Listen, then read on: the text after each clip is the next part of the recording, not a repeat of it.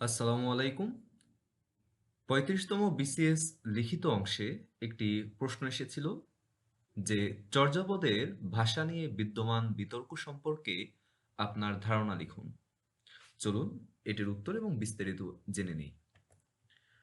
চর্যাপদের ভাষায় হিন্দি, মৈথিলি, অহমিয়া, উড়িয়া ইত্যাদি ভাষার বহু শব্দ পাওয়া যায়। ফলে এ সকল ভাষার পণ্ডিতগণ চর্যাপদকে তাদের নিজের ভাষার সাহিত্য বলে দাবি করেন।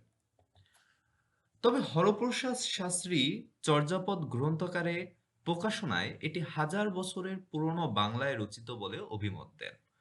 তবে তিনি ভাষাবিদের দৃষ্টিতে বিষয়টি বিচার করেননি।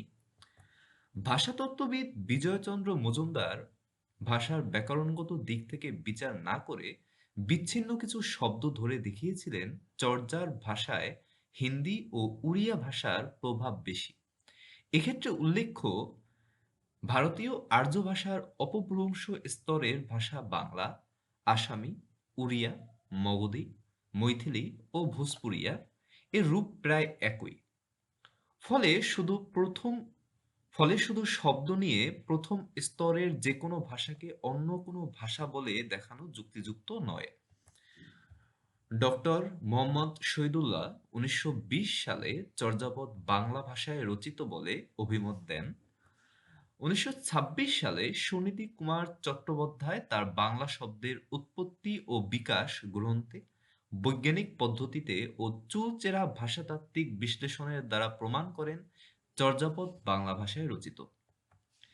একটি যুক্তি এরকম: চর্যা ভাষার মধ্যে বাংলার নিজস্ব বৈশিষ্ট্য, যেমন সম্বন্ধ পদে এর, অর, সম্প্রদানকারকে রে, অধিকরণে তে, অতীত এবং ভবিষ্যৎকালে ইলো বা ইব, আহ, অল ইত্যাদি লক্ষণীয়।